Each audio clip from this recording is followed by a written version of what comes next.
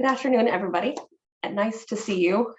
Greetings from a beautiful day in Washington, D.C. I was just telling the chief, it's days like today that make it difficult to sit in front of a computer screen because that sunshine and clear sky are definitely calling to me. But once again, I'm delighted to join this group and for the conversation ahead. A few brief announcements because I'm once again joined by an esteemed colleague and speaker, so I won't take too much time, but wanted to flag that the deadline for the data collection assignment is next Friday.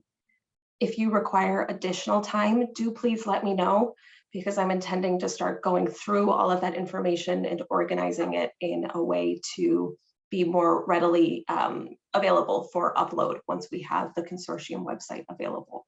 So allowing me time to anticipate if you're not yet completed with that would be really useful. As well, we've scheduled everyone, bar for I think 2 students for the final presentations. So please check the spreadsheet that has been shared previously to determine when you're presenting and ensure that you come prepared to those sessions to do so.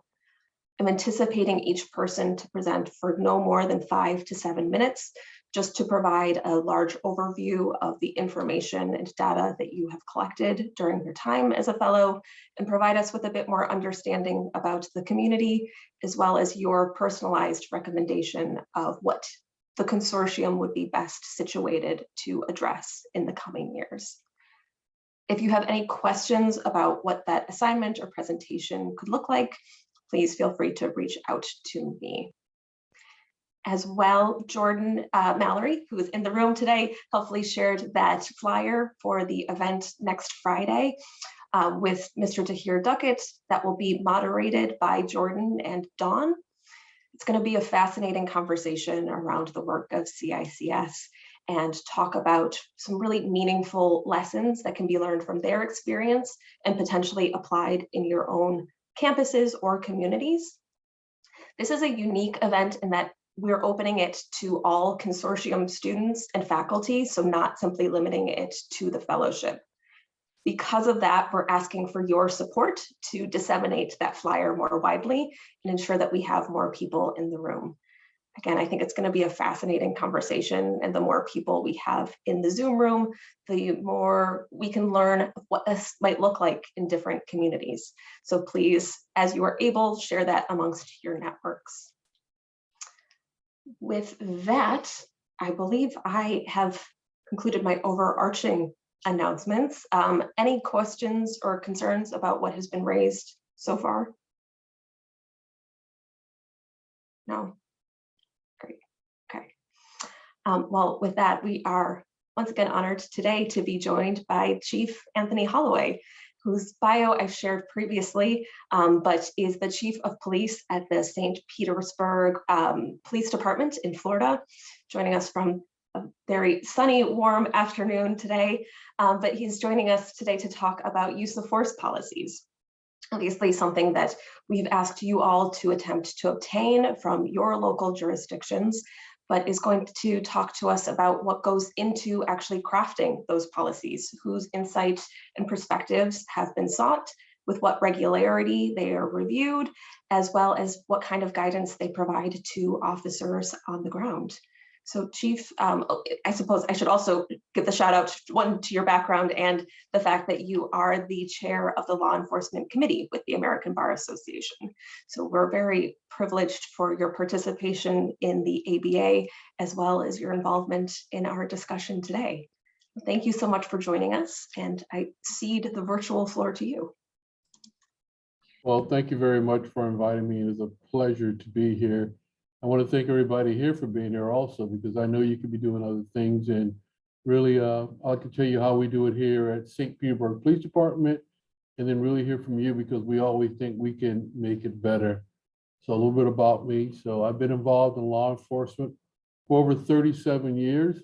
And of those 37 years, I've been a police chief for 15 of those years. I've been a police chief in 3 different agencies. I always say I do not keep a job. I've just been very fortunate that when a new mayor comes into a city, he has asked me to work for him. So I've been a police chief in a city called Clearwater, Florida, which is probably about 26 miles from here. And then I also took my first police chief job in a town called Somerville, Massachusetts, right outside Boston, where I got my first experience in the unions and how things work in the Northeast. So like I'd like to do is go over how we use of force policies down here in Florida. And I know you're gathering a lot of information. So I really would like to see that because as we talk about it, there's over 8,000 law enforcement agencies in the United States. And I guarantee you, we all capture information differently. I would like to thank the ABA because that's what we're trying to work on right now is what does that look like? Because everybody talks in different terminologies and everyone tries to get around certain things. And if we were to classify it the right way or the same way, then you really could compare apples to apples, not apples to oranges. A good example here, again, I'm in St. Pete, Florida, which is in Pinellas County. And in this county, we have 10 different law enforcement agencies. And sometimes we do it 6 different ways. And when we're even having a conversation, we're trying to figure out what the next agency is talking about when we're talking about collecting data for use of force. So what I like to do is walk you through our policy. Then I also like to walk you through state of Florida policy. So I'll go with our local policy. And I think Ms. Walker shared our use of force policy with you. So please ask me any questions if you like after this. So our use of force policy was really developed by 4 different ways. First of all, we are part of CALEA, and CALEA is a national standard accreditation. And CALEA, I want to make sure I get this right. CALEA stands for the Commission on Accreditation for Law Enforcement Agencies. There's not that many agencies in the United States that will be accredited by CALEA because it's very rigorous accreditation. Every 4 years, someone has to come to our department and look at all our use of force. We have to document all our use of force and submit that to the accreditation. So that's one thing that we have to look at. So we're a nationally accredited agency, then we're a state accredited agency, and that's CFA, the Commission on Law Enforcement Accreditation.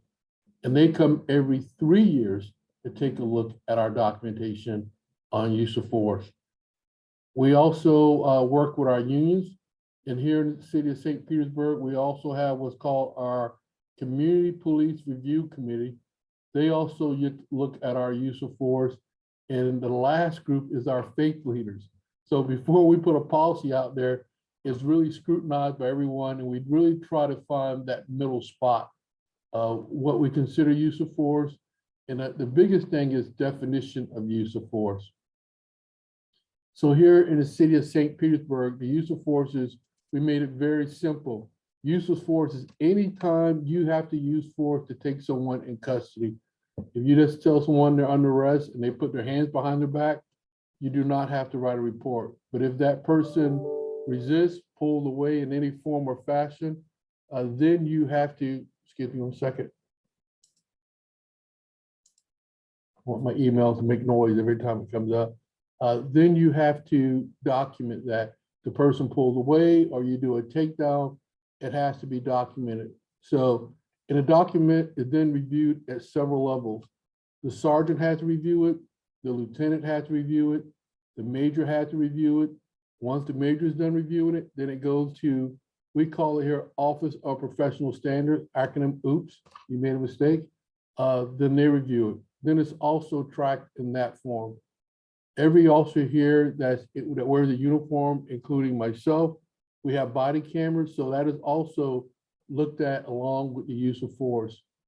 If an officer has X amount of use of force in a period of time, he or she is flagged, and it's really just going back to see if that officer needs training, because if they're using force so much, why are they using force? Where are they working? Can we teach him or her different techniques? So that's how those go. So they're reviewed. If a complaint is lodged against an officer for use of force, then that comes directly to the Office of Professional Standards, and then it's reviewed by myself and 3 assistant chiefs, and we look to see if the officer he or she has violated, a policy of use of force. Is it training that's needed? Is it suspension, or is it termination? So once those are completed, the officer then comes in and he or she will meet with the review committee, and we will decide on what disciplinary action needs to be taken.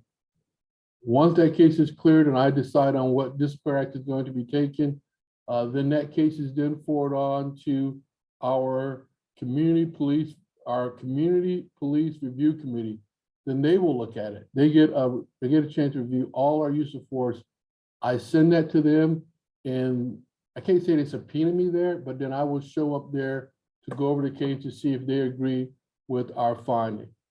There is a new law in place now that says anytime use of force, doesn't matter where you are with this one, if that use of force form shall be sent to the FBI for their review to see if there's anything that needs to be done there. So that's just on one standard.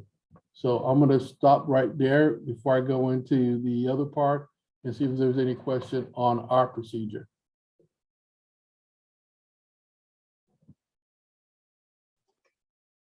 Hannah. Hi, thank you so much for coming. So the jurisdiction that I'm looking at also uses CALIA, and I was wondering how effective you thought that the trainings that CALIA requires are for officers. Hannah, Hannah, can I just ask you to let the chief know which jurisdiction where you're coming from? Sure thing. I live in Connecticut and I'm looking into North Haven. I know the agency quite well. So CALIA is, I think, is one of the best because it defines what use of force is.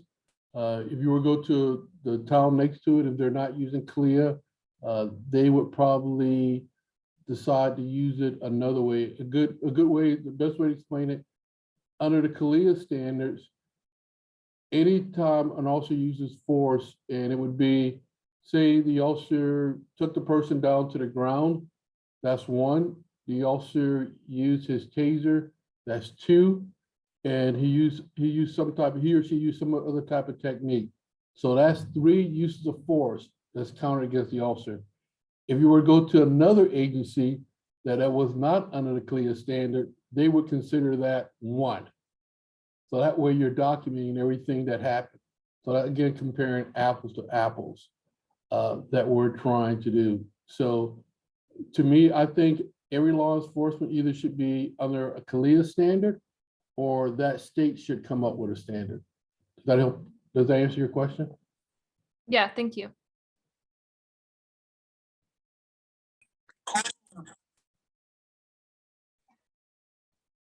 Has anybody else here been able to find that continuum of force or the reporting requirements for their jurisdiction?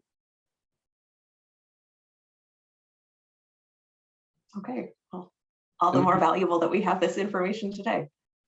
And the continuum of force is really, you're gonna have to go to their policy, take a look at it, and it changes from state to state, and sometimes from agency to agency.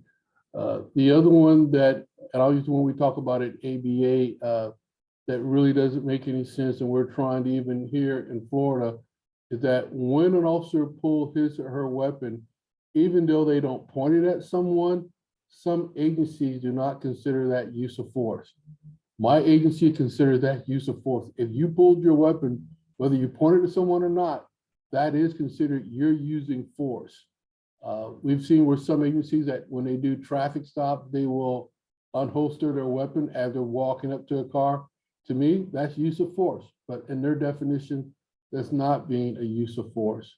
And that's also we have with our body cameras that I know some other agencies are looking at that. We have a sensor device that's built into our holster. So when the officer, he or she pulls their weapon, the recording will go back 30 seconds. So it'll show 30 seconds prior to the officer unholstering his or her weapon, what happened then. So, and that is considered a use of force. You don't have to point it at anyone, but once it comes out of the holster, then that's a use of force. So that's one level for us locally. So then the next one is the national level. When Mr. Floyd was killed on May 25th, 2020, all the police chiefs in the state of Florida decided we needed to get together to come up with what I just saying, the terminology. So we're all talking about the same thing. So I was selected to be the chair of the Subcommittee on Accountability and Societal Change.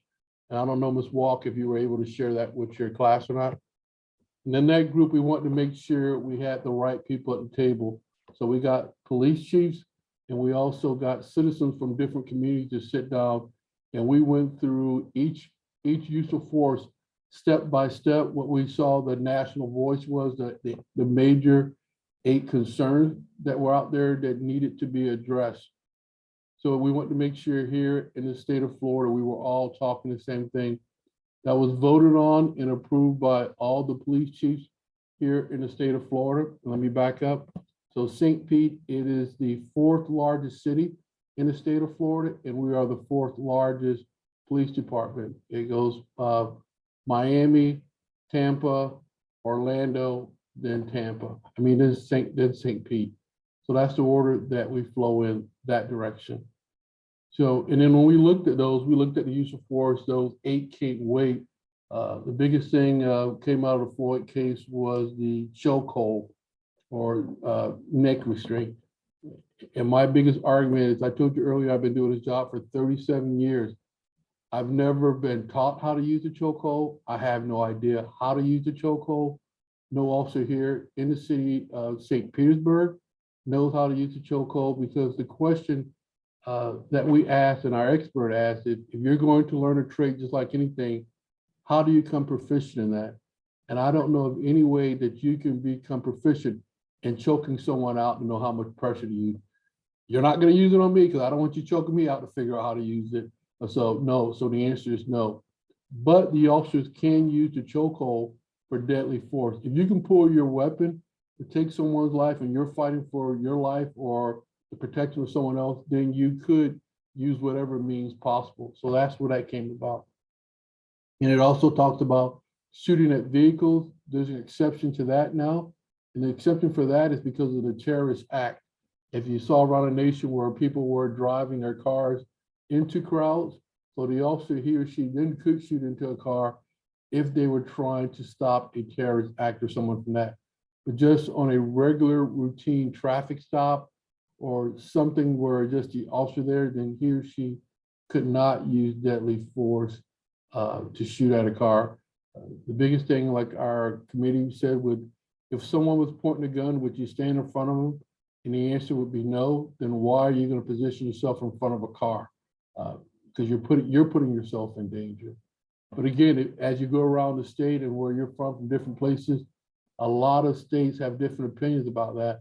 So that's why, again, through the ABA, through all the organizations, we're trying to get clarification on that. We're trying to get everybody to come to the same sheet of music, and so to speak, the CALEA standards, or just even the 8 can't wait. Because when you get back together and you see your paperwork, what you're going to find out is that everybody is doing it different ways and different standards. I could be talking to you, just like I'm saying now, about pulling the holster, and that would be a use of force here in my agency, and then another agency that would be not use of force. So then when you collect your data, it would show St. Pete Police Department had 80 uses of force and Department B had 10 uses of force. So then in the national eye, it would be like St. Pete Police Department has a problem because their officers are using a lot of force. You have to look at it. Are they just documenting everything? And then what are they doing with that? Sometimes the police department with a high use of force is probably because they're documenting everything they're doing.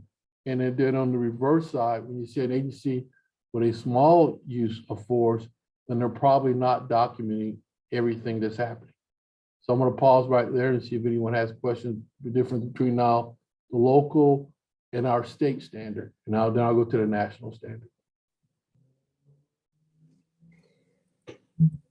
Quick question. What I'm wondering, is a contributing factor to the documentation and use of force also dependent upon the data collection abilities of those departments? And among that data collection, officers being trained, first of all, officers having the appropriate forms that allows them to kind of capture that information.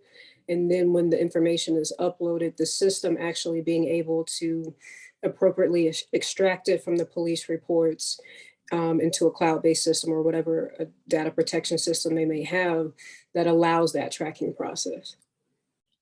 That is a great question, Ms. Williams. And that's what we're trying to do, because as you may not be aware of it, the federal government says now everybody has to report all their information to the FBI. Well, it sounds great, but no one has come up with a procedure on how to send the information to the FBI. My agency has 600 officers sworn, but the agency next door to me has 25 officers. So they collect their data totally different than the way I collect my data. So that's why we're trying to get the FBI, and I think someone asked earlier about CALIA, to try to come up with one form, one terminology that means the same. So whether you're in Chicago, New York, LA, Texas, that when you look at it, you're comparing apple to apples. Again, like I said, there's over 8,000 law enforcement agencies throughout the US. And I guarantee you, as the agencies get smaller and smaller, they don't document everything. If you look at a sheriff's office, the sheriffs in the South are very strong, not as strong as they are up north. And there could be a town where it could be one sheriff and 4 deputies, and that's it. And like I said, great question was, how are those 4 people going to document it? Because they're not going to document everything, because they're from a small town, and that town may tolerate that type of behavior. So you have to look at that. Great question. Anyone else? Here I am, use and abuse me, please.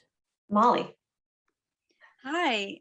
So I was just wondering, on the topic of data collection, how would you go about finding out what the real numbers are? And I suppose that there's no way to figure out, if a agency has a lower use of force number compared to another, it would be hard to figure out what the actual number is. But would you look at the reporting policy to see if that's the reason there is a discrepancy, or is there another way to go about that?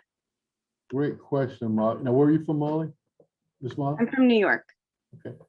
So Florida has what we have, Florida has what's called a sunshine law here. So in Florida, I have to give you anything and everything that I have documentation on. Other states vary from that. So they're going to tell you they don't keep, a lot of states are going to tell you they don't keep that type of information. So it's really coming down to that data sheet. You would have to ask, how many arrests have you made? And during those arrests, how many times force was used? And they get earlier is, what do they consider force?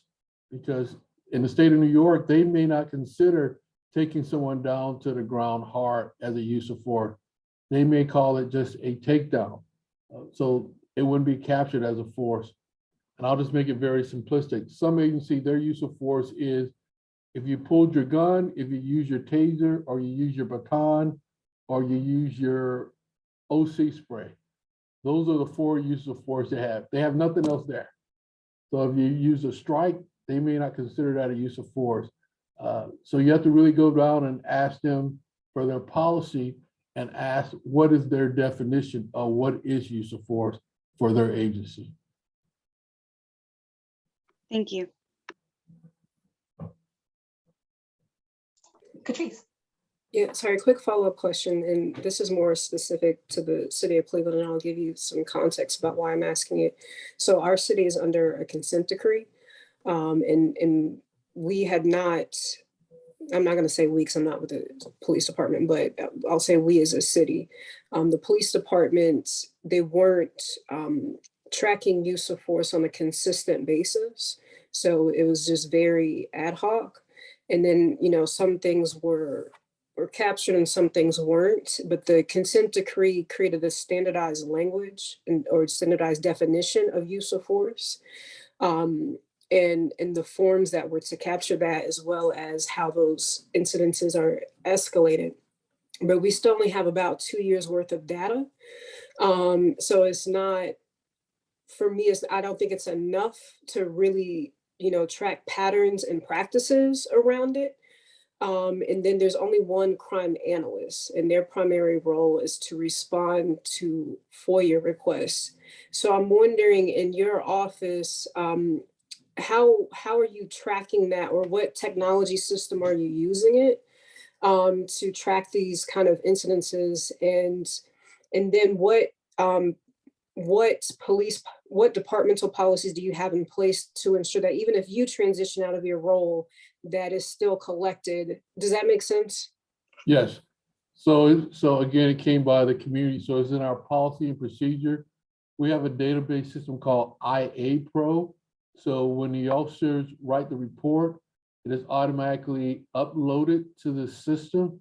So again, every time they use force, just like they write a report for a burglary, but they use force to it, it is tracked in that system. So it sits in a database. And again, it also sends an alert to the investigators and also professional standards. Hey, Tony Holloway pulled his gun 3 times in the past month. That's automatically going to trigger an alert to say, what's going on? Why am I pulling my gun so much? Is it the area that I'm working in? Is it the team that I'm assigned to? So just those type of things, almost like a check-in, like what's going on, but it's always there. So you can have that, go back and look at the true data of what's going on in your city. Because it could work from different areas to different areas, but you just want to compare. If I'm pulling my gun that much, then what area am I working in and why am I having to pull my gun that much? Thank you.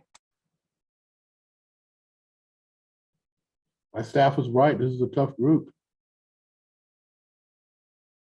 Any other questions? Okay. So the last thing I want to talk about is, again, like thanks to the ABA, and everybody wants the same thing that everybody, we know there needs to be some consistency here, is how do we track this data and how do we come up with the terminology?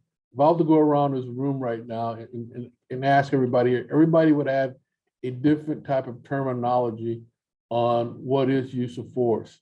The first thing that you'll see, societal change, take a look at that. That was out there, and that was a national thing that came from the George Floyd incident about the 8 weight. And that really breaks it down to the chokehold, shooting at cars. If you want to just, that gives you the basic. So the officers, the officers of the departments can't get around those 8 basic things. And then the next thing would be, what subcategories do they want to have in that? Usually, some people say we capture too much here, like other agencies, and some people say we don't capture enough. But again, the only way you're going to look at a problem or address a problem through training is to see what those trends are into that person. The officer, he or she just may need training, and then that way you can explain it to your community. And the other thing we do is our CRA committee. They will also go through our use of force training. They will go through the simulator. They see exactly what we're talking about. And they even helped us draft a policy. They go, oh, no, that's not a use of force. And we'll go like, yeah, you grabbed a person and you threw them down up against the car. You use force to throw them up against the car. Therefore, it's use of force. And they'll say, oh, no, it's a takedown. So that's why you have to come up with the definitions. I see someone else has their hand up. Yeah, Tamia. Thank Can you, I ask, sorry, before your question, if you just orient yourself so we know where your question is coming from. Yes, my name is Tamia Seuss and I live in Seattle, Washington.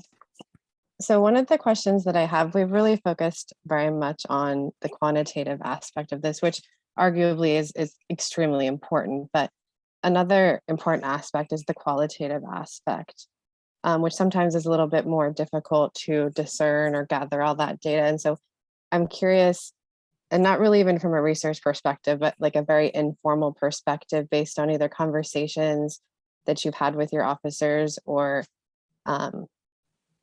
conversations that people have explained to you, sort of like what were their perceptions or feelings during the things that they felt or experienced during these instances of use of force policies? Because I think that if we see sort of the personal experience of it, it sheds light also on the quantitative aspect. Thank you for that question. So it's really trying to come again with the definition. So like you said, some officers feel like they're not using force. So you really have to sit down and explain to them that force is force. That, I think that's the best way he came up with it. If you're using something other than the person putting their hands behind their back, than you use force to do it. So it really helps out with training, and that's how we use it as a training tool, because maybe that person needs to go back and get more training on de-escalation or how to handcuff someone, because that's the biggest issue. You try not to have to go to the taser, your mace, your baton. Does that answer your question by just saying, make sure you're not just using it for a disciplinary tool, but using it as a training tool? I mean, I think what I'm curious about is a lot of this is, you know, rational, conscious, but when we are acting in the moment, it implicates an entire different part of our consciousness. It's involuntary, it's reflexive. But so a lot of times we can talk about it. We can say, like, I felt scared, or, you know, like there's emotional words that we can put to it. And I sometimes think that having that conversation about those feelings or experiences or perceptions sort of helps us understand why people react in certain ways, even though they've been trained and the training has been done well. And thank you for that. That's a great question. I think the best thing that ever happened for us is the body cameras, because you're right. At the moment, people don't realize what they're doing. And then when they go back and they look at the body camera, it's like, okay, why did I do that? Why did it happen? What did I feel at that time? The threat? Because you hear a lot of people also say, well, I felt like my life was in danger. What made you feel like your life was in danger? What did you see? What did you perceive? Because you and I get the luxury of going back and looking at that body camera 300 times, and that person, he or she, is reacting to that moment. So it really helps out just to see what that fear is, and they have to articulate it in their report. So it's interesting. What I've seen is when they articulate it in their report, and then when they look at the body camera, they see the two different things too. So they're really trying to describe what happened. So it works now. It works better because, again, what is that perception? What are they feeling at that moment that they had to take that person into custody the way they did?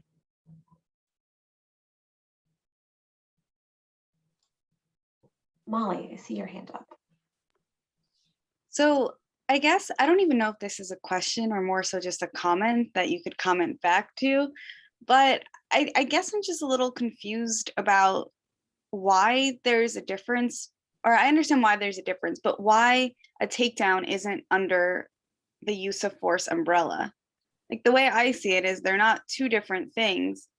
I think it's all use of force, and use of force is the umbrella, and a takedown is a form of use of force. So if that's the way that it is, I think that would make quantifying use of force a lot easier and uniform, because all physical aspects or a form of use of force would be under that one umbrella. So I guess, like, I don't know if that's a question, but I just don't fully understand why they're treated as two separate definitions. Molly, welcome to our committee. So my definition and our definition, a takedown is use of force. But if you ask another agency, they'll tell you that's not a use of force, that's a technique. But you're using, yeah, you do what we do, scratch your head like you use force. If the person doesn't put their hands behind their back, I mean, if the person put their hand behind their back, you put handcuffs, you put them in the car, you use no force. But if I grab your arm in a, I'll say takedown, and I take you down to the ground, I use force to take you down. Therefore, is a takedown, is a use of force.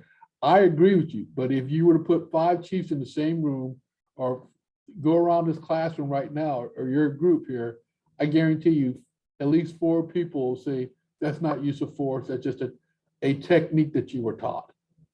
That just sounds like such a circular argument. It just, I don't understand that. That's very frustrating, and I feel your frustrations. And that's what I was saying. If you look at numbers from different agencies, you'll say, well, man, the police department has a problem. Look how many times they've used takedown to arrest someone. But then I go to the other department and they use it all the time, but they don't put it in their data.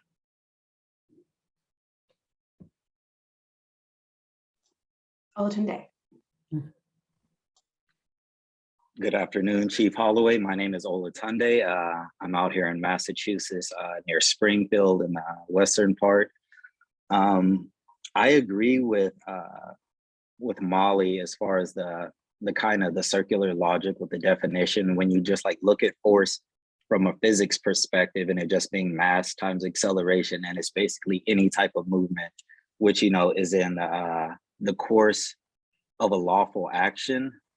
And so I was hoping if you could kind of walk us a bit more through the force guidelines, the decision-making process, and maybe more clearly define what lawful authority is, and in what situations a police would be using lawful authority, not in an arrest situation, and how that could result in the use of force. And also, if you could maybe talk about the training that the officers receive and the prevention of the use of force, Sure. such So- as de-escalation techniques. So I only can, and thank you for that question. I only can speak about my agencies and some agencies here in the state of Florida that have agreed to the standards. So basically, like you said, it's all down to physics. So I have a lawful right, if I'm going to take you into custody, to use anything within reasonable means to put you in custody. Whether it's a takedown, whether I have to use mace, baton, or any type of one of those techniques to put you in custody, I can use that. I do not have a right to use those tools to detain you. If I'll just say, Mr. Cooper, come here, I want to talk to you, and you say, no, I'm going to continue walking, no matter what state you're in, I can't grab you by your arm and pull you back to me. That's use of force. Once I grab you, and I'll use the standard for Florida, once I put my hands on you, you better have a arrestable charge. Because you're using force now. You have no right to touch me just like anyone else. Just because you want to talk to me doesn't mean you can use force to talk to me. If I have a probable cause or reasonable suspicion that you have committed a crime or about to commit a crime, you know, one of those things that I can, again, arrestable offense, then I have a right to take you into custody. But just because you and I are talking, Mr. Cooper, and you finally say, you know what, I'm done talking to you, Chief, I'm going to walk away.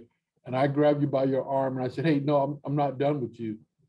Just like you said, that's physics. I just use force. My department, and a lot of departments here in the state of Florida, you better have a arrestable charge, or you're going to be probably talking to a lawyer right after that here in Florida. And I don't know how it is in your state. So, and those type of things would have to be documented. What we've done here was every officer, we tell them the gun is the last thing. So we do first verbal judo, how to have a conversation. Then we go to mat training. How do you use your hands? How do you do takedown bars or whatever? And then the last three things is then how do you start to use the equipment around your belt? How do you use your taser? How do you use your baton? And then how to use your weapon. Hopefully your weapon is the last thing. And you're saying the training that again is what's the best way for me to take you into custody? What I've seen is just looking at a lot of studies that when tasers came out, officers stopped using their hands and they just went to the taser as their go-to because they didn't want to get hurt and they were just trying to figure out that's the quickest way to take someone into custody. Did that answer all your questions? Thank you for that answer. It did address some of the questions that I had. Here in Massachusetts, I was able to find their use of force. One thing that they did address was mass gatherings. And I think in kind of the wake of a lot of these killings of unarmed civilians, you kind of see these different protests and then some of the adverse interactions between police and peaceful protesters that have resulted. I think maybe as a result of that, Massachusetts chose to institute measures regarding mass demonstrations, crowd management, and reporting. Is that something that you all are considering there or see the need for? We have, but our governor has changed the rules here. So it's kind of like we're debating it, so to speak. Because again, there's so many counties. So here in the state of Florida, our thing is, and I worked up in Massachusetts, is that if you were to go out and start protesting on the street, I'm going to use Florida versus Massachusetts, and you block the roadway, I can start to arrest everybody on the roadway. So I can give you the order to tell you to span, and if you continue to stay on the roadway, I can arrest. Our governor put that in place. If you were walking down the street in a peaceful demonstration and you were blocking a lane of traffic, if I choose to, I can arrest everybody in the street for blocking a lane of traffic. So that's where you have to start looking at as a chief, as a sheriff, the county that you're in. You have a peaceful demonstration, but other people don't like that. So you kind of like have to dance on that line. What's the right way? And yes, did I get in trouble a couple of times? Yes, because it was just a peaceful demonstration and I wasn't going to follow through with that. But now if I don't do that, they can call in the sheriff or the state troopers. So you have to play it by ear. At the same time, you talk to the people that are there. Thank you. May I flex some moderator's prerogative with a follow-on question to Olatunde's, because I think that's a really excellent point and just got some additional sparks firing in my brain. So you'll forgive me if, but please, if others have questions, continue to raise your hands. I'm curious about unlearning. It's something we talked a little bit about with Dr. Lorenzo Boyd last week.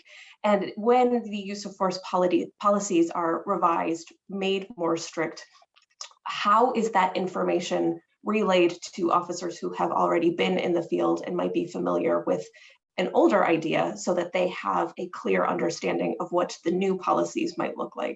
I know there's plenty of in-service training opportunities so that they can be brought up to speed on what is being said, but how does that translate into what is then done in the field?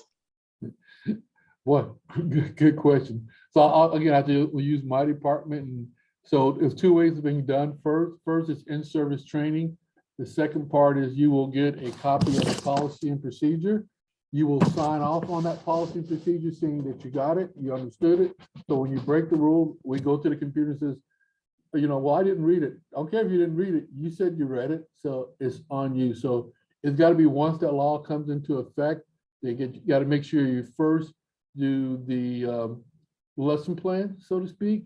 Make sure they sign off on it. And then the most important part, my officer says, make sure you do the practical. Just because you thought I read it, then go to, we call it read off or roll call. Make sure your legal advisor or supervisor goes there and says, hey, there's a game changer. The rules have been changed. This is the way we're going to do it now. Even though you were trained in this way, this is the way you shall do it. And that's the key word. We don't say, can, is shall. So that way there's no, I thought I could do it. No, you shall do it this way.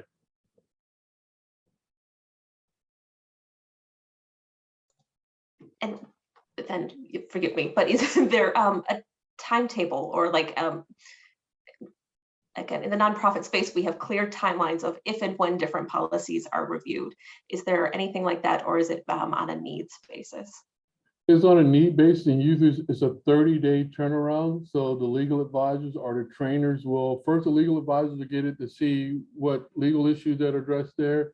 Then it goes to training. Then it goes to my desk for signature. Once it hits my desk for signature, I'll make sure I'll go through it. And then we'll issue it to the officers. So the union, the police union will be involved in it. And if it's something that's going to affect the community, then I will also get our faith leaders and I'll also get the advisory committee involved in it so we can get feedback from them. How do you feel about this new law? How do you feel about the change? Because if you don't get buy-in from the community and if you don't get buy-in from the officers, that policy is just going to sit on the shelf and there's going to be some conflict sooner or later.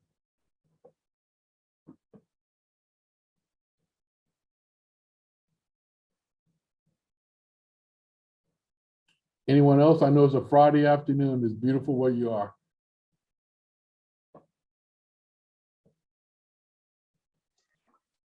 For those who were able to find the use of force policies for the jurisdictions that you've researched, is there consistency with what you've heard from St. Pete's with what you are familiar with in your area?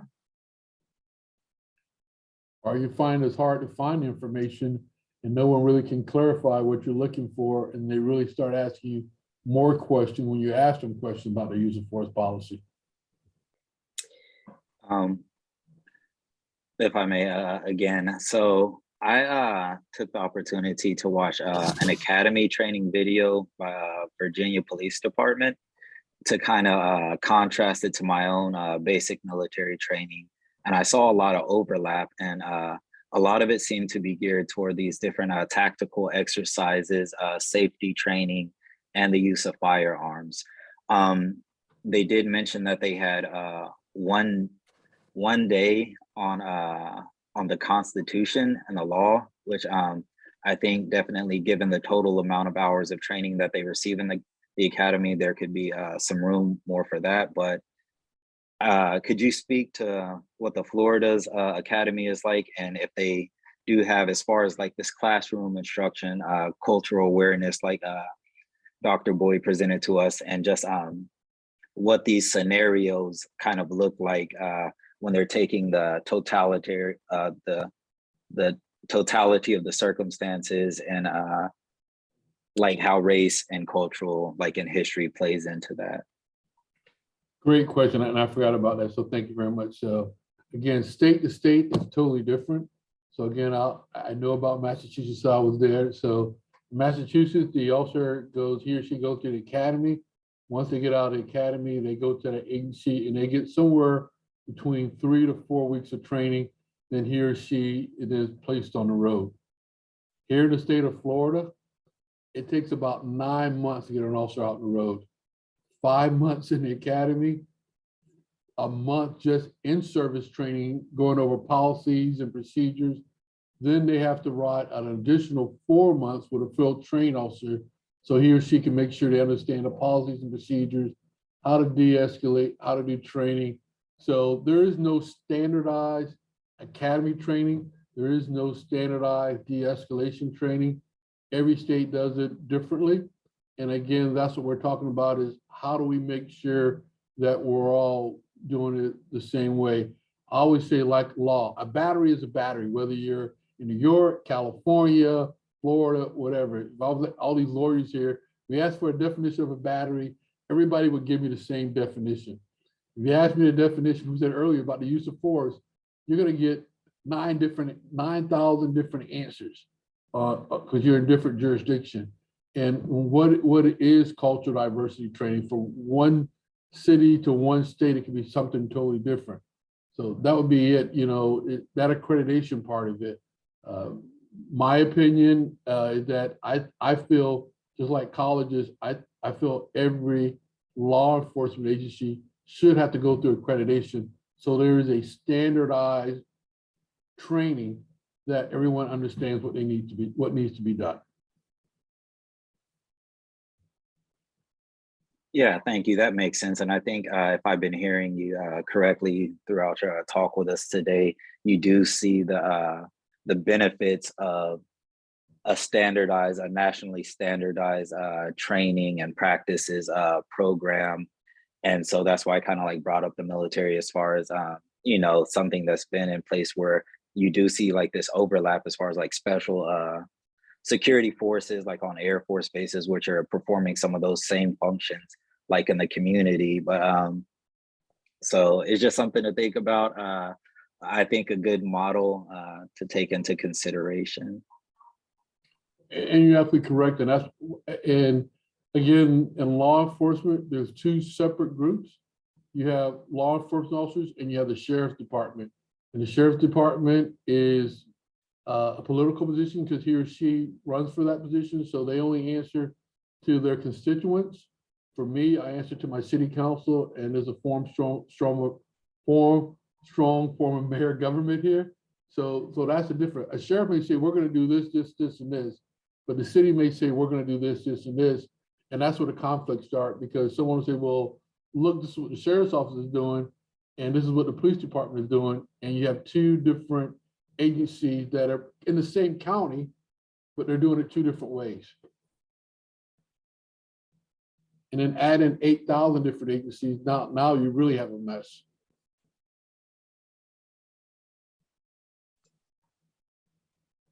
Tamia. This is a little bit of a different direction, but I was curious, Chief, what your thoughts are on having community members experience the simulator, and whether that would be a positive experience, and sort of if there are any options in your community, because where I live, we have had lay people, members of the community, who experience the simulator and have very distinct, I guess, emotional, kind of like visceral reactions to what it's like. We ask everyone that's on, and good, thank you for that question. Every one of our community leaders have gone through the simulator training. If you're going to sit on our review committee, you're going to go through the simulator, and we open it up to the public. We let the college students go through it because we want them to see how things can happen very quickly and how do you need to work on doing de-escalation. What we found out was that a lot of the people that have not had training, the first thing they do is they go for their guns before they know it. And we've actually done it with officers. We've done it here as a test, and we really worked hard on it. So I'll use our agency. So there's a matrix that all you've been looking at, continuing use of force. So what we did to someone also was a test. We took their tasers and they didn't know it, and we deactivated it. So the use of force continuum was that you need to use a taser to take the person into custody. A person did not have a weapon. The person did not, was really a threat to the officer, but they needed a taser to take the person down. So that was the scenario. So we deactivated the taser. When the officer pulled his or her taser, it didn't work. What do you think their next option was? Anybody? They pulled their gun. And it didn't call for a gun. And we asked them, where did you get that from? Well, my taser didn't work, therefore I pulled my gun. But it wasn't part of continuum. But in their mind, because that tool didn't work, my next tool is to take it up to the next level. And what we showed was that, again, this train scenario, the person was just sitting down, the person was no threat, you couldn't use a taser. So what made you use that gun? Well, because my taser didn't work, therefore I'm going to use my gun. You still have your hands, you still have the mace, you still have your baton, but that didn't register in their head. So that's why the simulator really helps us out with that training, because what we find out is that the younger officers or the officers, television, they watch television more than anything else. So that's the other part of their training. They seen it somewhere. They didn't see it here because we go through our training. So where's that other part of that training coming from?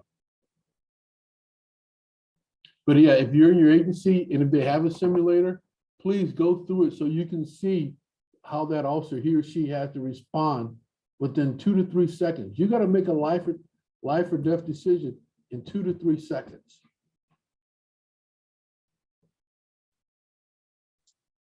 Sorry, as we're talking, it's bringing up a few things. So I'm just throwing different links in the chat.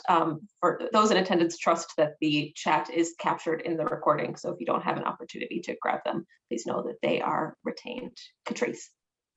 Yes, I just want to second the default to the gun, just due to our culture of I guess, generally of violence, right? In movies, whether it's Liam Neeson or Bruce Willis, just you see always in the movies, you always see in television that there's police chases, they're pulling their guns, or even just regular citizens, right? When someone's trespassing in their property, the go-to is to pull a weapon or some sort of deadly force to counteract what is a perceived threat, versus using other methods of de-escalation to resolve an issue. And so I think in the culture that we live in, how do we begin to counteract those narratives? Because it is such a daily part of our lives, and it's so easily digestible in terms of what we view and see regularly, right? It's almost impossible to get away from our culture of violence here in the United States. And Ms. Williams, I'll second that, because not only say law enforcement, we're starting to see that a lot in the shootings that we see in the streets now, that people are shooting each other because that's the default. I can't win this fight, so the best thing I can do is to shoot the person. And it's, where do we get that from? Because if everybody can learn how to talk to each other, it would work well. I always use the thing, my default is, so to speak, is something that Dr. King said: we fear each other because we don't know each other. We don't know each other because we fail to communicate to each other. And that's where it starts. Communication is the biggest part. A lot of these officers come from different cultures, different backgrounds, and then you're throwing them into a different culture, to a different background, and they both cultures need to learn about each other. And if you did that, then you could really, that's the biggest thing. If you want to reduce the use of force, then increase the communication in your neighborhood, in your community, with police officers and the community.